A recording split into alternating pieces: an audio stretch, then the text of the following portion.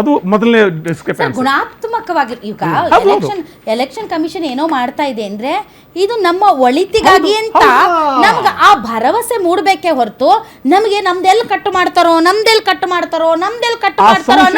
ಭಯ ಹುಟ್ಟಿಸುವಂತ. ಯಾಕಂದ್ರೆ ಅನೇಕ ನಿಮ್ಮ ಚರ್ಚೆಗಳಲ್ಲಿ ಹೇಳಿದೆ ನಾನು, ಚುನಾವಣಾ ಆಯೋಗದ ಮೊದಲ ಡ್ಯೂಟಿ, ಕರ್ತವ್ಯ, God given duty, constitutional duty, whatever duty call it, to protect voters right, ಮತದಾರರ ಮತದಾನ ಹಕ್ಕನ್ನ ರಕ್ಷಣೆ ಮಾಡೋದು. ಅದು ಸಂಶಯಾಸ್ಪದ ಆಗಿದ್ರೂ ಕೂಡ ಚಾಲೆಂಜ್ ವೋಟ್ ಹಾಕ್ಸ್ಕೊಂಡು ರಕ್ಷಣೆ ಮಾಡೋ ಪ್ರೊವಿಷನ್ ಇದೆ. ಚಾಲೆಂಜ್ ವೋಟ್ ಹಾಕೋಬಹುದು ನಾವು, ಅಲ್ವಾ ದೇವರಾಜ್? ದಾಟ್ ಆಲ್ಸೋ ಇಸ್ ದೇರ್. ಆದ್ರೆ ಏನಾಗಿದೆ ಈಗ, ಯಾಕೆ ಇದನ್ನ ಮಾತಾಡ್ತಿದ್ವಿ ನಾವು ಅಂದ್ರೆ, SIR ಹೇಗೆ ಮಾಡಿದ್ರು ಹಿಂದೆ, ರಾಜ್ಯದ ಉದಾಹರಣೆ ಆಮೇಲೆ ಬರೋಣ. ಅವ್ರ ಮೆಕ್ಯಾನಿಸಮ್, ಆ ಮೆಕ್ಯಾನಿಸಮ್ಗಳು ಹೇಗೆ ಬಂತು, SIR ರಿವಿಷನ್ ಆಗಿದೆ. SIR is for the first time, revision is routine. ಏನಾಗಿದೆ ಅಂದ್ರೆ, they use a word called logical discrepancy. Sir repeat ಮಾಡಿ. ಲಾಜಿಕಲ್ ಡಿಸ್ಕ್ರಿಪೆನ್ಸಿ ಅಂದ್ರೆ ತಾರ್ಕಿಕ ಏನು ಡೌಟ್ಗಳು, ವಿರೋಧಾಭಾಸಗಳು, ತಾರ್ಕಿಕ ವಿರೋಧಾಭಾಸಗಳು ಅಂದ್ರೆ ಒಂದು ಹೇಳಿದ್ರಲ್ಲ ನಮ್ಮ ಬಾಲಕೃಷ್ಣ ಅವರು, ತಂದೆ ಮತ್ತು ಮಗನ ವಯಸ್ಸು 15ಕ್ಕಿಂತ ಜಾಸ್ತಿ ಕಡಿಮೆ ಇರಬಾರ್ದು. ಅಂದ್ರೆ ನಾನು ಮದುವೆ ಆಗಿದ್ದೇನೆ, maybe I married for the second time, my wife already has a son, now he is using my name as father, then it is less than 15 years, then what are you going to do? Sir ಹಳೆ ಕಾಲದಲ್ಲಿ ಮಾಡ್ತಿದ್ರು sir. ನನಗೂ ನನ್ನ ತಾಯಿ just 15. ಒಂದು ನಿಮಿಷ, let me complete. ಅಲ್ಲ, ನನಗೂ ನನ್ನ ತಾಯಿ ಜಸ್ಟ್ 15.5 ವರ್ಷ ಡಿಫರೆನ್ಸ್ ಐತೆ. ಆದ್ರೆ ಇದೆಲ್ಲವನ್ನ ರಾಧಾ, ಬಟ್ ಈಗ ಬಾಲ್ಯ ವಿವಾಹ ಈಗ ಇಲ್ಲ. ಇದೆಲ್ಲವನ್ನ ಈಗ ಕಾಲದಲ್ಲಿ ಅಮೃತ ಸೇನ್ ಅವರು ಒಂದ್ ನಿಮಿಷ ಇದೆಲ್ಲವನ್ನ ವೆರಿಫೈ ಮಾಡೋದಕ್ಕೆ ಇದೇನೋ ಗೈಡ್ಲೈನ್ಸ್ ಹೇಳಿದ್ರಲ್ಲ ಮ್ಯಾನ್ಯುವಲ್ ಪ್ರಕಾರ ನಮ್ಮ ದೇವರಾಜ್ ಅವರು, ಹಾಗೆ ಮಾಡಿದ ಬೇರೆ ವಿಚಾರ. But they use AI software use ಮಾಡಿಕೊಂಡು, ನೀವು ಹೆಸರು ಕನ್ನಡದಲ್ಲಿ ಒಂದಿರ್ತದೆ, ಇಂಗ್ಲೀಷಲ್ಲಿ ಸ್ಪೆಲ್ಲಿಂಗ್ ಬೇರೆ ಇರ್ತದೆ, ಮತ್ತೊಬ್ಬ ಅದೇ ಹೆಸರು, ಆ ಸ್ಪೆಲ್ಲಿಂಗ್ ಡಿಫ್ರೆನ್ಸ್ ನೀವು ಡಿಲೀಟ್ ಆಗಿಬಿಡ್ತೀರಿ. First step is to delete, then verify.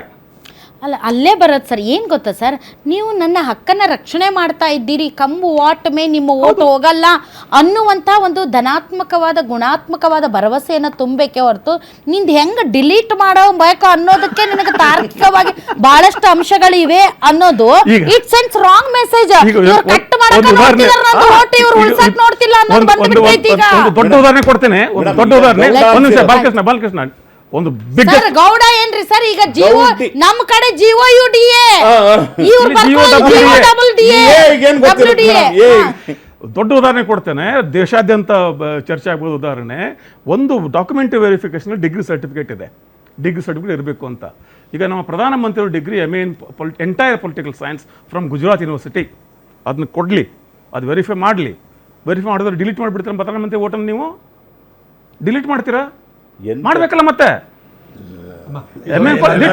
Public document ಒಂದು. ಆಮೇಲೆ SIR revision revision or special revision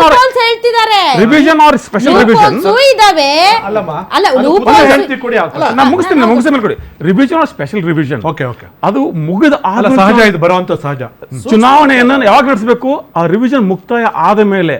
ಆ ರಿವಿಷನ್ ಪ್ರಕ್ರಿಯೆಯಲ್ಲಿ 27-30 ಲಕ್ಷ ಆರ್ಬಿಟ್ರೇಷನಲ್ ಕೋರ್ಟಲ್ ಕೇಸ್ ಇರುವಾಗ ಇತ್ಯರ್ಥ ಆಗದೇ ಇದ್ರೆ ನಿಮ್ಮ ಮತದಾರ ಯಾದಿ ತಾತ್ಕಾಲಿಕ ಯಾದಿ ಮೇಲೆ ಮಾಡೋದು ಚುನಾವಣೆ, ತಾತ್ಕಾಲಿಕ ಚುನಾವಣೆ. ಆ ಚುನಾವಣೆ ಗೆದ್ದು ಬಂದಂತ ಮುಖ್ಯಮಂತ್ರಿ ತಾತ್ಕಾಲಿಕ ಮುಖ್ಯಮಂತ್ರಿ. ಹೀಗಾಗಿ ನೀವು ಪ್ರಜಾಪ್ರಭುತ್ವ ಫೌಂಡೇಶನ್ ಅಲ್ಲಾಡಿಸ್ಕೊಟ್ಟಿದ್ದೀರಿ. ಒಂದು ದೇಶದ ಈ ಕಾನ್ಸ್ಟಿಟ್ಯೂಷನ್ ಕೊಡೋ ಹಕ್ಕು ನಮ್ದು ಅಷ್ಟೇ ಅಲ್ಲ, ಇಡೀ ಜಗತ್ತಿನ ಎಲ್ಲ ಡೆಮೋಕ್ರಸಿ ಇರೋ ಒಂದು ಹಕ್ಕು ಏನಂದ್ರೆ, ಅವ್ರ ಸಿಟಿಸನ್ಶಿಪ್ ಆಗಲಿ, ವೋಟರ್ ರೈಟ್ ಆಗಲಿ, ದೇ ಆರ್ ಇನ್ಕ್ಲೂಸಿವ್. ನಾವು ಇಂಡಿಯನ್ಸ್ ನಾವು ಅಮೆರಿಕಕ್ಕೆ ಹೋಗಿದ್ದೇವೆ, ಕೆಲಸ ಮಾಡಿದ್ದೇವೆ, ಅಲ್ಲಿ ವೈಸ್ ಪ್ರೆಸಿಡೆಂಟ್ ಚುನಾವಣೆ ಸ್ಪರ್ಧೆ ಮಾಡಿದ್ದೇವೆ. Vivek Ramaswamy is part of Trump's government, Kash Patel is FBI director, Tulsi Gabbard is CIA director. ನಾವು ಈ ಥರ ಇದ್ದೇವೆ. ಋಷಿ ಸುನಕ್ ಪ್ರಧಾನಮಂತ್ರಿ ಆಗ್ಬಿಟ್ರು. ಹೀಗಿರುವಾಗ it is inclusive process, it is not ಯಾರನ್ನ ಹೊರಗೆ ಹಾಕೋ ಪ್ರೊಸೆಸ್ ಅಲ್ಲ ಇದು. ಅದಕ್ಕೊಂದು ಗೈಡ್ಲೈನ್ಸ್ ಇರ್ತದೆ. ನಾನು ಬೇರೆ ದೇಶಕ್ಕೆ ಕೆಲಸ ಮಾಡೋಕ್ಕೆ ಹೋದೆ ಅಂತ ತಿಳ್ಕೊಳ್ಳಿ, ವಲಸೆ ಹೋದೆ ನಾನು ಕೆಲಸ ಮಾಡೋಕ್ಕೆ, 5 ವರ್ಷ 6 ವರ್ಷ ಆದ್ಮೇಲೆ ರೆಸಿಡೆನ್ಸಿ ಕೊಡ್ತಾರೆ, ಆಮೇಲೆ 10 ವರ್ಷ ಸಿಟಿಸನ್ಶಿಪ್ ಕೊಟ್ಬಿಡ್ತಾರೆ. ಸಿಟಿಸನ್ಶಿಪ್ ಕೊಟ್ಟಾದ್ಮೇಲೆ ಚುನಾವಣೆ ಕೂಡ ಫೈಟ್ ಮಾಡ್ಬೋದು ನಾನಲ್ಲಿ. ಸೊ ದೀಸ್ ಆರ್ ಆಲ್ ನಾಗರಿಕತೆ ಮತ್ತು ಮತದಾನ ಹಕ್ಕು, ಇವು ಜನರನ್ನು ಒಳಗೊಳ್ಳುವ ಪ್ರಕ್ರಿಯೆಗಳು, ಇವು ಹೊರಗೆ ಹಾಕೋ ಪ್ರಕ್ರಿಯೆ ಅಲ್ಲ ಇವು. ನೀವು ಅಲ್ಲೇ ಜನರಿಗೆ ಭಯ ಇರೋದು. ಉದಾಹರಣೆ, ಈಗ ನಮಗೂ ಭಯನೇ, ನಾವು ತಲತಲಾಂತರದಿಂದ ಇಲ್ಲೇ ಹುಟ್ಟಿ ಇಲ್ಲೇ ಬೆಳೆದು ಇಲ್ಲೇ ಇದ್ದು ಸುಮಾರು 20 ವರ್ಷಗಳ ಕಾಲ ವೋಟ್ ಹಾಕಿದ್ರು ಕೂಡ ಒಂದು ಭಯ ಇದೆ ಒಳಗಡೆ. ನಮ್ದೆಲ್ಲಿ ಆ ಭಯ ಹುಟ್ಟುತ್ತೆ. ನಾನು ಹೇಳೋದು ಧನಾತ್ಮಕವಾಗಿರ್ಬೇಕೇ ಹೊರತು ಅದು ಋಣಾತ್ಮಕವಾಗಬಾರ್ದು. ವಿಶ್ವಾಸ ಕೊರತೆ ಮೂಡಿಸಬಾರ್ದು, ವಿಶ್ವಾಸ ತುಂಬಬೇಕು.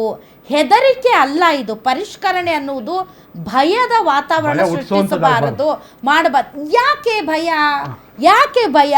ಈ ಹಿಂದೆ ನೀವು ಬೇರೆ ಬೇರೆ ರಾಜ್ಯಗಳಲ್ಲಿ ಮಾಡಿರುವಂತಹ ಪ್ರಕ್ರಿಯೆಯಿಂದಾಗಿ ಭಯ. ಏನೋ ಕಾಂಗ್ರೆಸ್ ಹೇಳ್ಬಿಡ್ತು, JDS ಹೇಳ್ಬಿಡ್ತು, BJP ಹೇಳ್ಬಿಡ್ತು ಅಂತ ಅಲ್ಲ.